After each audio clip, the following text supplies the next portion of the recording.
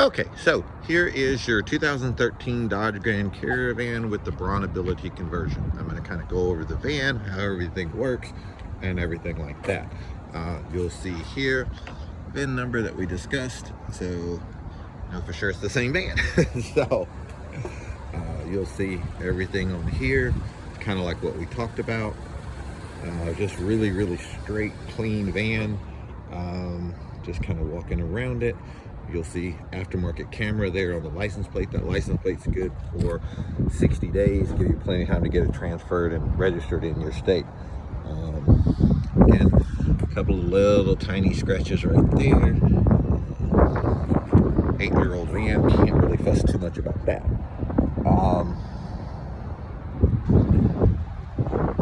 Let's see anything else. New headlights. I hate foggy headlights. I always change those out. Again, if you look really close, you might find a little tiny rock chip or two right here. A couple of little real light ones right there. Just, you know, again, for 8-year-old van, you're just not going to find much. You'll see you do have left and right drawers. Basically consider this being the front of the van. Press this one twice and it will open. It's kind of a 1-2 kind of click. You'll see rubber floor. This is where we were talking about the easy lock was in here. We filled those holes in so you don't have the road noise. As we talked about, this would be the strap or the track you would use if you have the wheelchair in the front. If you have the wheelchair in the back, you'll use the two here and the ones right there. These are very simple to move. You'll see they just are an L-track style. You pull up on this right here and then just slide the whole unit. Kind of tricky to do one-handed, but it works like that. And same thing to put it back in. You just line the holes up.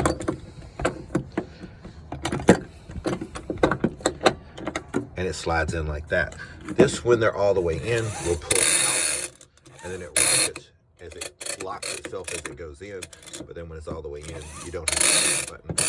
When it's open like this, you push this button here to release it.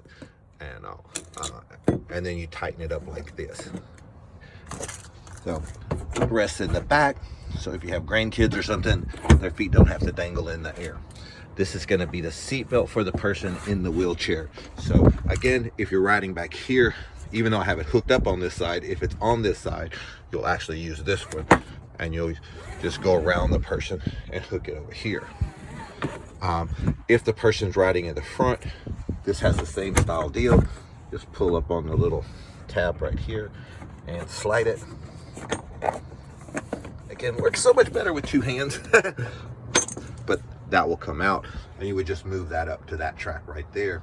So you would use it just like the front seat belt. All right, you'll see this button here and the door handle will do the same thing. It'll either open or close the door.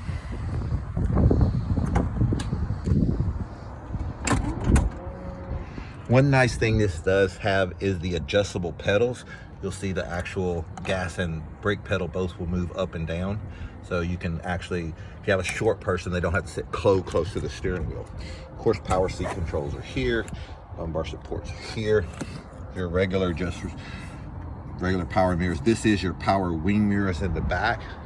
I don't think that works without the van running, but it basically just kicks those in and out. So you've got two remotes here. They're going to do the same thing. Unlock, lock, and then your two doors here. There is a key inside here. If, say, the battery's dead and you have to unlock the door, just slide that. The blank will come out and you can unlock the door.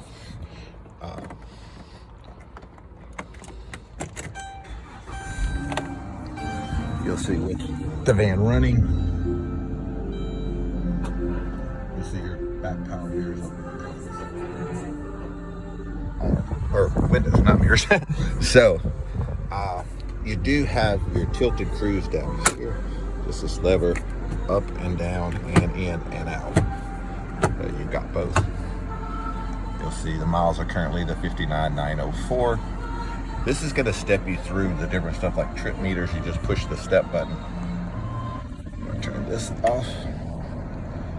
And then you can reset your trip meters and stuff there. Cruise control is here.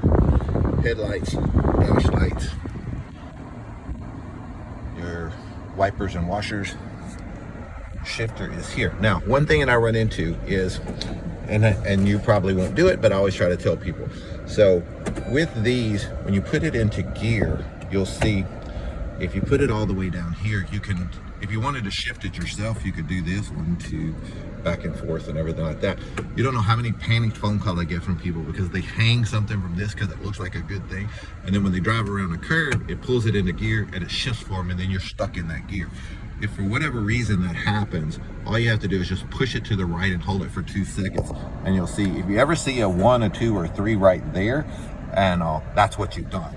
And all you have to do is just push it over to here, hold it, it goes back into drive on its own. And but again, that's just a panicked phone call I get every now and then.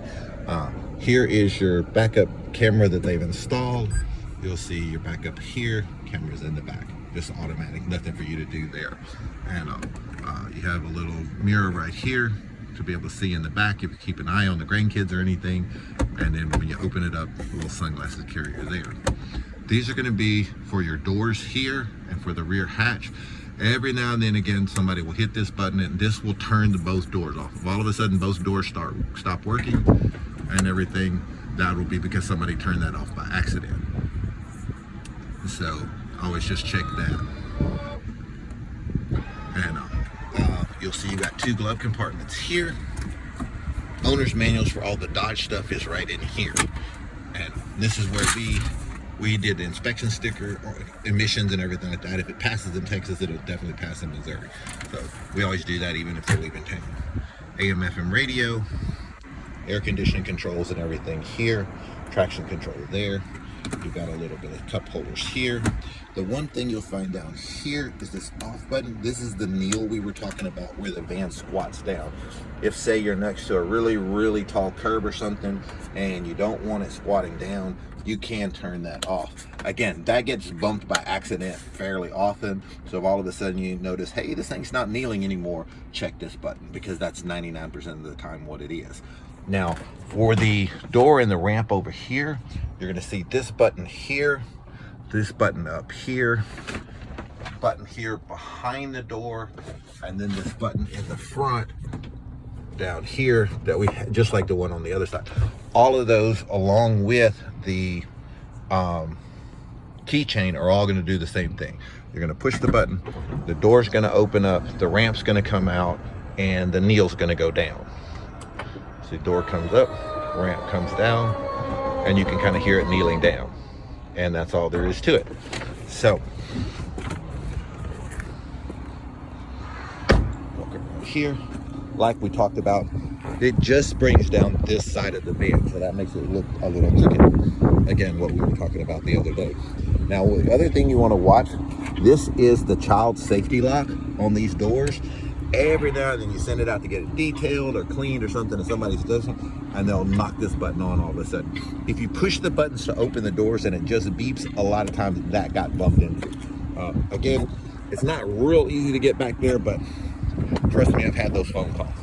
So what we were talking about manually, all you have to do, just grab it by the handle. You'll just bring it up slowly. You're just basically turning that gear. You just tuck it back inside. Same thing with bringing it out. You just do it very slowly, about that speed right there, because you're turning those gears and you don't want to force it. You just want to let those gears turn on their own. And that's what will let you be able to put it in and out. You're never going to be trapped in or out of the van, or not able to go somewhere because the van's not working for any reason. You'll see inside here, you do have these switches right here.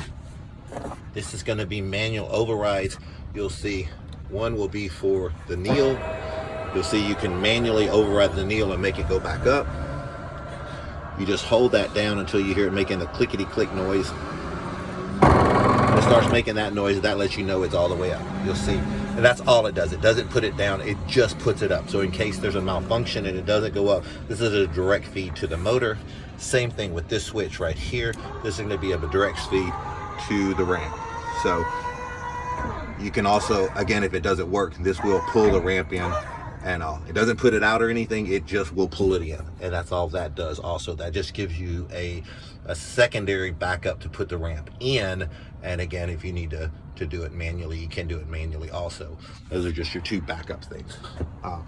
You'll see, again, we push this button, it'll pull it in a little bit more, and then the door's gonna shut. The one thing you're gonna get, because this door is power, once or twice, you're gonna have somebody that's gonna come up, go to open the door, be fighting with the door, and you're like, no, it's power, leave it alone. Instead of letting it alone, they're gonna push it back closed.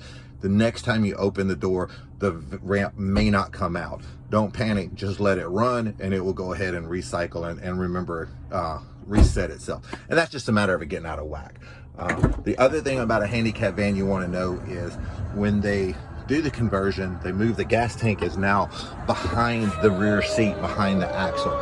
So they use the same sending unit that they originally had in there, so it's not as accurate. So I tell people, when the light comes on for the gas, don't assume you have 25 miles. You may only have 5 or 10. So you're not going to run out of a quarter of a tank or an eighth of the tank or anything like that, but it's not as absolutely accurate as it was before. And so other thing you will see back here, it is power hatch. You've got the switch above the mirror that will activate it. You also have, again, on the remote control. Here's the one to close it with. You'll see back here where originally you would have had the seats that fold away. Now, because of the fact that your gas tank is now underneath there and all, your spare tire is going to be in here. A little bit of storage right here. Jack and tools are right here. These seats will fold down, and they will also fold forward. Yeah. And also that you do have room to store stuff back here if you need to. Now, the other thing that you will find, again, that folds it forward, this flips it up. This is the actual control panel for the lift. You'll see you've got some reset buttons and stuff in here. Something you really should never have to fool with, but it's good to know where it's at in case someday you do need to be able to reset some stuff because you had to change the battery or something like that. And I'm missing a screw, got to fix that, and need to vacuum that up a little bit. But I'm going to leave all those up so we can do that real quick. You will see that's how you close it there.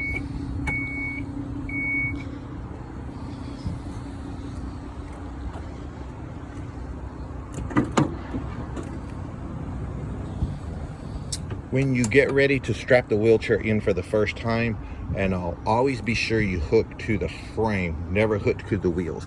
I get a lot of people that hook to the wheels, and then you'll actually end up dumping her over out of the wheelchair because the frame will still move.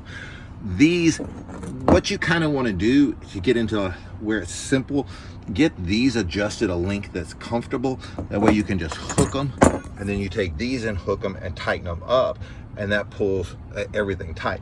And then when you do it backwards, take these off, these will get slack. You roll the wheel fill forward, unhook these, and you're not having to adjust these every single time.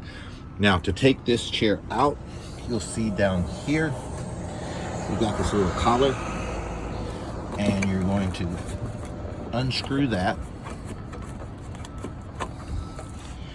and that will come off. And you see it says top on it. It only goes one way. And underneath here, you'll see this basic same thing. And you just want to put it here so that you don't run over it and all. So you actually want to screw it in here if you're going to take it out. We're not taking it out, so I'm just going to show you where it goes. Now, to take the seat out, you're going to step on this pedal right here. You'll see that lowers down these and all. So unfortunately, there's not a graceful way to do this, but I'll do it for you. So you're going to step on this, kind of lift up on the seat at the same time, and it locks into place. The wheel, this is on wheels, and it just rolls out. And you'll see there's the other two places that we talked about putting the straps if you're going to let her wheelchair sit right there. And to put it back in, it'll only go one way. It kind of drops into the front, then you step on the other side, and it locks right back in. And that's all there is to it.